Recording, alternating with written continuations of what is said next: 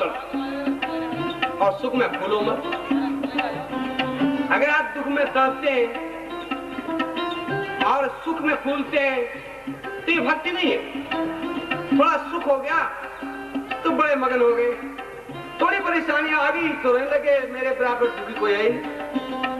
भागवत ये कहता है कृष्ण गोविंद गोपाल गाते चलो, कृष्ण गोविंद गोपाल गाते चलो, कृष्ण गोविंद गोपाल गाते चलो, कृष्ण गोविंद गोपाल गाते चलो, कृष्ण गोविंद गोपाल गाते चलो, कृष्ण गोविंद गोपाल गाते चलो, कृष्ण गोविंद गोपाल गाते चलो, कृष्ण गोविंद गोपाल गाते चलो, कृष्ण गोविंद गोपाल गाते।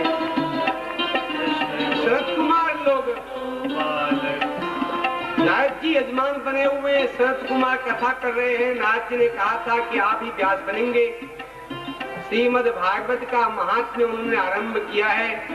शरद कुमार ने कहा अब हम आपको इस बारे में एक इतिहास बताते हैं, एक दृष्टांत बताते हैं जिसमें भागवत की महिमा का वर्णन किया गया है। तुंगभद्रा नदी के किनारे में एक श्रेष्ठ स्थान है, उत्तम स्थान है, जहां सभी वर्णों के लोग अपने अपने धर्म के अनुसार आचरण करते हुए जीवन यापन करते थे। उस गांव में एक ब्राह्मण रहते थे जिनका नाम आत्मदेव था। ब्राह्मण लोगों को भिक्षा करने में लज्जा नहीं होती, वो भिक्षा भी करते थे, विद्वान भी थे। आत्मदेव नाम के जो ब्राह्मण थे उनकी पत्नी का नाम धुंधुली था। आत्मदेव ब्राह्मण अपनी पत्नी अपनी गृहिणी धुंधुली के साथ श्रोत स्मार्त कर्मों को करते थे। गृहस्थाश्रम में रहते हुए अगर भगवान का भजन न करें तो गृहस्थाश्रम नरक हो जाता है। गृहस्थाश्रम में अगर अतिथि न आवे तो घर भी बेकार लगता है। घर के अंदर प्रातः सायंकाल पूजा पाठ न होवे तो घर शमशान जैसा सुनसान लगता है। वो ब्राह्मण बड़े तपस्वी थे, उनकी पत्नी उनका सहयोग करती रहती थी। धीरे धीरे वो संपन्नता की ओर बढ़ रहे थे। उनके घर में संपन्नता भी हो गई थी, लेकिन आत्मदेव ब्राह्मण के घर में एक सबसे बड़ी कमी थी, संतान नहीं। आत्मदेव बड़े दुखी थे। वो सोचते थे कि गृहस्थाश्रम में पुत्र होना भी जरूरी है। पुत्र न हो तो कन्या तो होवे, कोई भी संतान होना जरूरी है।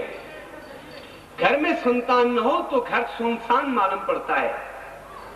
विवाह होने से मनुष्य और मेहनत करने लगता है, धन कमाता है। धन कमाने के साथ साथ फिर संतान की इच्छा करता है। हमारे शास्त्रों में धर्म अर्थ काम मोक्ष इनका नाम चतुर्वर्ग कहा है। सबसे पहले धर्म होता है, उसके बाद अर्थ का स्थान है, धर्म से अर्थ आना चाहिए, तब फिर काम संसार के सुखों की बात की गई है। भागवत में तो संसार के सुखों से उठ करके ईश्वर प्राप्ति को ही काम कहा गया। तो संसार के सुखों की इच्छा भी गृहस्थ की सोच होती है। भगवान की कृपा से गृहस्थ में संतान हो जाए तो भी एक प्रसन्नता होती है। आत्मदेव देव ब्राह्मण के घर में संतान न होने से बड़े दुखी हो गए। उन्होंने अपने धन का में से आधा धन दान कर दिया, धर्म में लगा दिया, यज्ञ कर दिए। उन्होंने बड़े बड़े यज्ञ कर दिए संतान के लिए। कहते हैं कि गृहस्थाश्रम में रहते हुए अगर संतान न हो तो मनुष्य का कर्तव्य है वो यज्ञ करवाए। सतचंडी यज्ञ से भी संतान हो सकती है, हरिवंश पुराण से भी संतान हो सकती है, शंकर भगवान के पार्थिव पूजा से भी संतान होती है, साठी के चावलों से 1500 पार्थिव पूजने का प्रचलन है, उससे भी संतान हो जाती है। इस प्रकार उससे बड़े बड़े यज्ञ पुत्रेत्यादि यज्ञ भी कहे जाते हैं, ऐसा विधान है। ऐसा ही वो आत्मदेव ब्राह्मण ने सब कुछ किया, लेकिन उनके घर में पुत्र भी नहीं हुआ, न पुत्रो ना विवाह पुत्री चिंता तुरो भृशम। उनके न पुत्र हुआ न पुत्री हुई, उन्हें बड़ी चिंता हो गई। एक दिन उनका मन हो गया अब तो मर जाना चाहिए। ये गृहस्थाश्रम संतान के बिना सूना है, इसलिए मरने का विचार करके वो एक दिन रात्रि में घर से चले गए। प्रातः काल हुआ, मध्याह्न हो गया, उन्हें भूख प्यास सताने लगी। वो एक तालाब के पास पहुंच गए। तालाब के पास जाकर के उन्होंने जल पिया। जल पीने के बाद वहां पर विलाप करने लगे, रोने लगे, बिलखने लगे। संयोग से, भाग्य से एक सन्यासी आ गए। सन्यासी आते हैं तो ज्ञान प्राप्त होता है, शांति मिलती है, सुख मिलता है। अभी तक ब्राह्मण मरने के लिए तैयार थे। सन्यासी महाराज ने पूछा, उन्होंने देखा कि ब्राह्मण देवता दुखी हैं, इनसे पूछना चाहिए क्या दुख है इनको। पहले जब कोई आदमी दुखी दिखता था तो जो आदमी उस दुखी को देखता था वो पूछता था क्या दुख है आपको, और उनका सहयोग भी करता था। कलयुग में ये बात ही बड़ी कठिन हो गई है। कोई दुखी पड़ा हुआ है रास्ते में, अगर आप पूछने लगे तो आप भी जेल जा सकते हैं। इसीलिए कलयुग में पुण्य करना ही बड़ा कठिन है। किसी को सुख पहुंचाना भी बड़ा सरल काम अब नहीं रह गया। बड़े विकट बात थी। महात्मा उनके पास आए, कहा ब्राह्मण इतना क्यों रोते हो, बताओ अपने दुख का कारण बताओ। ब्राह्मण ने कहा क्या बताऊं, मैं महापापी हूं। अपने पापों को बताने लगे, अपने कमियों को बताने लगे। अगर मनुष्य अपनी कमियों को, अपने पाप को बताता है तो उससे उसका पुण्य बढ़ता है, पाप हटता है। हम जिस चीज को खर्च करते हैं वही तो खर्च होगा। अनाज खर्च करेंगे, धन खर्च करें, जो कुछ खर्च करें। इन्होंने अपने पाप बताए कि मैं महापापी हूं, मेरे पाप के प्रभाव से मेरे पूर्वज लोग दुखी हैं। मेरे मरने के बाद उन पितरों को जल देने वाला कोई भी नहीं है, मेरी संतान नहीं है, इसलिए दुखी हूं। महाराज संतान के लिए रो रहा हूं, मुझे वह घर नरक जैसा मालूम पड़ता है, शून्य मालूम पड़ता है।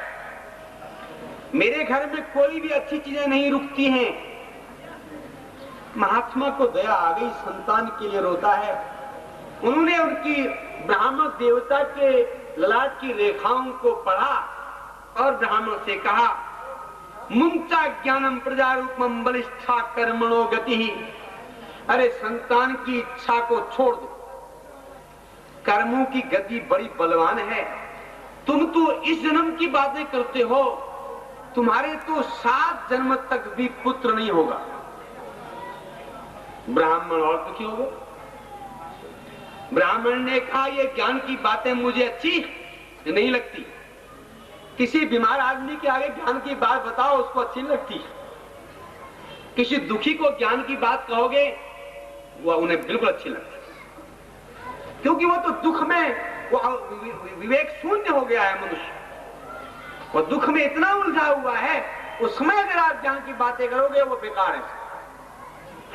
ब्राह्मण से महात्मा ने कहा भाई मैं तुमको अच्छी बात बताई, तुम ऐसी बात करते हो। ब्राह्मण ने कहा आपने क्या अच्छी बात बताई, कहा तेरी 7 जन्मों तक संतान नहीं होगी। अगर आप इतना जानते हैं तो आप मुझे संतान भी दे सकते हैं। अगर आप संतान नहीं देते हो तो मैं आपके सामने अभी मरता हूं। महात्मा ने कहा बुरा फंस गया मैं तो, क्या कर बैठा, इसके भाग्य की रेखा पड़ बैठा। कभी कभी दूसरे को भाग्य बताने में आदमी खुद ही फंस जाता है। ये बड़ा गलत काम हुआ। अब ये मेरे आगे अगर ये ब्राह्मण देवता मरेंगे तो मुझे हत्या लगेगी। अपनी हत्या से बचने का उपाय करना चाहिए। महात्मा ने अपने झोली में से एक फल निकाला और कहा इस फल को अपनी पत्नी के साथ या अपनी पत्नी को खिला देना घर जाके। अगर तुम्हारी पत्नी इस फल को खाएगी तो उसका सुंदर पुत्र हो जाएगा।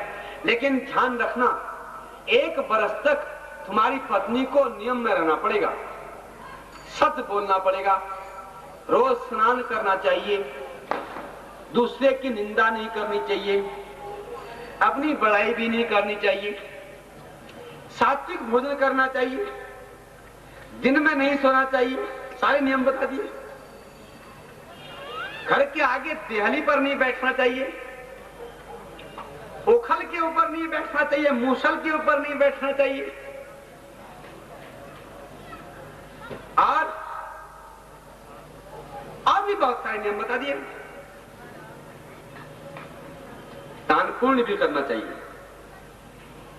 ब्राह्मण ने कहा बहुत अच्छी बात है। उनके चरण में प्रणाम करके ब्राह्मण देवता फल को लेकर के अपने घर को चले गए। महात्मा ने सोचा बहुत बच गया मैं, और ब्राह्मण को खुशी हो गई। घर जाकर के पत्नी दुखी थी। उन्होंने सोचा कि अब तो मेरे पतिदेव आ गए। कहां गए क्या? कहा देवी तुम्हें मालूम है संतान न होने से मैं आत्महत्या करने के लिए गया था। तो क्या हुआ? एक महात्मा मिले, उन्होंने मुझे एक फल दिया है, अगर उस फल को तुम खाओगी और उस सारे नियमों का आचरण करोगी तो तुम्हारा सुंदर पुत्र हो जाएगा, विद्वान पुत्र पैदा होगा, दिव्य पुत्र। सारे नियम बता दिए। ब्राह्मण देवता आत्मदेव ब्राह्मण ने वो फल अपनी पत्नी धुंधुली को दे दिया। धुंधुली ने वो फल उस समय तो प्रसन्न होकर के अपने पास रख लिया। श्रीमद् भागवत में वर्णन आता है धुंधुली बड़ी वीर थी। वीर का मतलब घर के काम में तेज थी, होशियार थी। सूराच ग्रह कृत्येषु, घर के काम में सूर थी, लेकिन कंजूस थी, झगड़ालू थी। अगर वो दूसरी निंदा न करे तो उसको शांति नहीं होती थी। ब्राह्मण देवता तो एक तरफ ये उनकी ऐसी पत्नी के साथ रहती थी, दूसरी तरफ संतान फिर भी खुश रहते थे, लेकिन अंत में सोचा मर जाना था। अब उन्होंने धुंधुली को बताया ये फल महात्मा जी ने दिया है, अगर तुम इसे खाओगी फिर तुम्हारा पुत्र हो जाएगा। तो धुंधुली ने रख लिया, अच्छा ठीक है मैं खाऊंगी। ब्राह्मण देवता अपने पूजा पाठ में चले गए, रोज की वृत्ति में चले गए। जैसे ही ब्राह्मण देवता गए, धुंधुली अपनी सखी के पास गई, सहेली के पास, दोस्त के पास नहीं। आजकल तो दोस्त होते हैं, पहले सहेलियां होती थी, सखी होती थी। गई और उसके आगे रोने लगी। उसने कहा, चुनौतियां कहा मेरे तो सिर पर दुख का पहाड़ गिर गया है। कौन सा दुख का पहाड़? कहा ये फल खाना है फिर मेरा बच्चा हो जाएगा। कहा ये तो खुशी की बात है। कहा देवी ये तो बड़े खुशी की बात है। तो धुंधुली कहने लगी आप भी मेरे पति की तरफदारी करती हो। कहा तुम ठीक कहती हो, परेशानी तो संतान में होती है, संतान के जन्म देना भी होती है। उनने भी देखा अगर इसकी जैसी नहीं कहूंगी तो नाराज जाएगी। उसने कह दिया ठीक है इसको मत खाना, तुम क्या करना है चुपचाप बैठे रहो। अपने पति देव से कह देना खा लिया। अपने पति को झूठ कहे तो उससे पत्नी को पाप लगता है। पति को भी बहुत सारी बातें अपनी पत्नी को न बताने से पाप लगता है। गृहस्थाश्रम में आदान प्रदान होना चाहिए। गृहस्थाश्रम के लिए जिन बातों का होना आवश्यक है वो आवश्यक आदान प्रदान चाहिए। धुंधुली जो थी उसके बाद उसके पास एक दिन उसकी बहन आ गई। बहन के आगे रोने लगी कि मुझे संतान नहीं चाहिए, इससे तो मर जाना अच्छा है, मुझे संतान नहीं पालनी है। संतान के जन्म देने का कितना कष्ट होता है। अगर गांव में चोर आ गए, आग लग गई तो उसमें दौड़ना मुश्किल हो जाएगा। और बहुत सारी बातें बताने लगी। उसकी बहन ने कहा तुम मेरे जियाजी से कह देना कि मेरी संतान होने वाली है, मैंने फल खा लिया है और मेरा खुद बच्चा होने वाला है, मेरा बच्चा तब पैदा हो जाएगा, मैं तुझे सौंप दूंगी रात में लगा के, उसके बदले मेरे पतिदेव को धन दे देना। ऐसी बातें बना दी उसने बहन ने। धुंधुली बड़ी प्रसन्न हो गई। पति ने पूछा क्या देवी तुमने फल खाया? धुंधुली ने कहा हाँ खाया। लेकिन धुंधुली ने अपनी बहन से यह भी पूछा कि इस फल का क्या करें? तो बहन ने कहा इस फल को तुम्हें गाय को खिला देना चाहिए। तो धुंधुली ने अपनी बहन के कहने पर उस फल को गाय को खिला दिया। गैया भी गर्भवती हो गई। कुछ समय बाद धुंधुली की जो बहन थी उसका पुत्र पैदा हो गया और अर्धरात्रि में जबकि सब लोग सोए हुए थे, धुंधुली की बहन उस बच्चे को लेकर के आ गई। उसमें आत्मदेव भी सोए हुए थे। आज रात में आत्मदेव ब्राह्मण को जगाया गया और कहा, आप तो सोए हुए हैं, आपके घर बच्चा पैदा हुआ, उठिए। आत्मदेव बड़े प्रसन्न हो गए। उन्होंने बच्चे का जाकर संस्कार किया। उसके बाद उसका नामकरण भी किया गया। नामकरण में उसकी मां के नाम से मिलता जुलता धुंधुकारी नाम पड़ गया। कुछ ही समय बाद उस गैया का भी एक बच्चा पैदा हो गया। वो भी मनुष्य का ऐसा बच्चा था, लेकिन उसके कान गाय के थे, इसलिए भी उसका नामकरण किया गया। उसका नाम गोकर्ण हो गया। लोगों को बड़ा आश्चर्य हुआ। जिस आत्मदेव ब्राह्मण के घर में संतान पैदा नहीं होती थी, उसके तो पत्नी से ही पुत्र पैदा हो गया और गैया से ही पुत्र पैदा हो गया। लोग उस बच्चे के दर्शन करने को आने लगे, भीड़ लग गई, लोग उनको भेंट चढ़ाने लगे, रुपयों का भी ढेर हो गया। वहां लक्ष्मी भी आ गए, लक्ष्मी जी भी उस बच्चे के दर्शन करने के लिए। अगर मनुष्य का बच्चा हो और उसके कान गाय के हों तो लोगों को आश्चर्य होगा कि नहीं होगा? धन्य है। आत्मदेव ब्राह्मण को बड़ी प्रसन्नता हो गई। अब जो धुंधुकारी था वो कुछ ही समय में जब बड़ा हुआ, वो बड़ा धूर्त हुआ। गोकर्ण पंडितो ज्ञानी धुंधुकारी महाखला। गोकर्ण तो विद्वान होने लगा, पंडित होने लगा और धुंधुकारी महाखल हो गया। क्या करता था? कहीं पर अंधे दिखाई दे तो उनको कुएं में डुबा देता था। बच्चों के बालों को पकड़ करके उनको ही मारता था। कहीं बच्चों को मारे, कहीं अंधों को मारे, कहीं बूढ़ों को सतावे, कहीं गरीब को सतावे। धीरे धीरे जवान हो गया। उसके पास हमेशा हथियार साथ में रहते थे। देखिए, वो हथियार से लोगों को मार के भी धन लाता था और धीरे धीरे वो धनवान हो गया। चोरी करके, हत्या करके उसने धन कमाया और धीरे धीरे वो वैश्यागामी हो गया। वैश्याओं के साथ रहने लगा। उसने अपना जो धन कमाया था वो तो नष्ट कर दिया। उसके बाद आत्मदेव ब्राह्मण का धन भी गंवा दिया। आत्मदेव ब्राह्मण ने बड़ी मेहनत करके धन कमाया था, वो भी गया। वो माँ बाप को मारने लगा, बड़ा कष्ट हो गया। इस प्रकार से ब्राह्मण आत्मदेव को बड़ा दुख हुआ और अपने पिता को दुखी देख करके, क्योंकि धुंधुकारी माँ बाप को मारता था, गोकर्ण ने समझाया, देहे स्तिमान सरुदुरे मतिम तजत्तुम जाया सुतादिषु सदा ममतां विमुंच पश्यानि समजगदिदं क्षणभंगनिष्ठं वैराग्य राग रसिको भव भक्तिनिष्ठ। पुत्र गोकर्ण ने अपने पिता से कहा, ये शरीर जिसमें हड्डी, मांस, रक्त आदि से जो शरीर बना हुआ है, इसमें प्रेम करना छोड़िए, इससे कुछ नहीं मिलने वाला है। इस संसार को क्षण भंगुर समझिए, वैरागी बन जाइए और धर्मात्मा बन जाइए, भगवान का भजन कीजिए, निंदा करना छोड़ दीजिए, दूसरे के गुणों को सीख लीजिए, संसार की तृष्णाओं को भूल जाइए। महाराज, भगवान की कथा का आनंद लीजिए। अपने पुत्र के उपदेश को आत्मदेव ने सुना और आत्मदेव ब्राह्मण जंगल में चले गए और श्रीमद् भागवत के 10वें स्कंद के पाठ से उन्हें मोक्ष प्राप्त हो गया।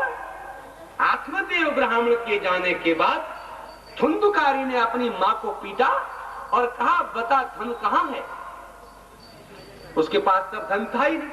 कहा, नहीं तुझे मार डालूंगा अभी। उसने सोचा, इस पापी के हाथ से मरने से अपने आप ही मरना अच्छा है, तो रात में कुएं में डुबकी लगा करके वो भी मर गई। धुंधुकारी निर्भय होकर रहने लगा। गोकर्ण के लिए सभी कुछ समान था। उसके न कोई शत्रु था, न कोई मित्र था। वो तो तीर्थ यात्रा में चले गए। धुंधुकारी अकेला रहने लगा। उसने 5 वैश्याओं को अपने घर में रख लिया और उन्हीं की सेवा शुश्रूषा करने लगा। उनकी सेवा शुश्रूषा करते हुए उसने अपने ब्राह्मण शरीर को नष्ट कर दिया। आगे की कथा आप कल को सुनेंगे ठीक 2 बजे इसके आसपास से। एक बार कीर्तन करें, उसके बाद विश्राम। हरि शरणम श्री हरि शरणम, हरि शरणम श्री हरि शरणम, हरि शरणम श्री हरि शरणम, हरि शरणम श्री हरि शरणम, हरि शरणम श्री हरि शरणम, हरि शरणम श्री हरि शरणम, हरि शरणम श्री हरि शरणम, हरि शरणम श्री हरि शरणम, हरि शरणम श्री हरि शरणम, हरि शरणम श्री हरि शरणम, श्री हरि शरणम श्री हरि शरणम, हरि शरणम श्री हरि शरणम, श्री हरि शरणम श्री हरि शरणम, हरि शरणम श्री हरि शरणम, हरि शरणम श्री हरि शरणम, हरि शरणम श्री हरि शरणम, हरि शरणम श्री हरि शरणम, हरे राम राम राम हरे हरे, हरे राम राम राम हरे हरे।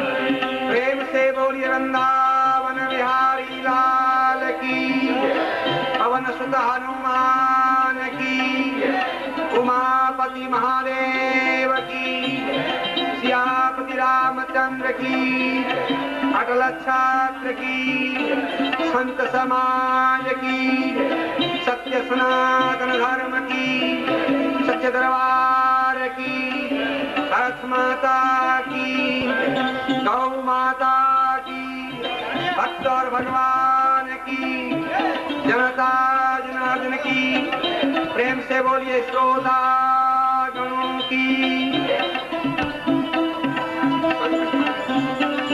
चलो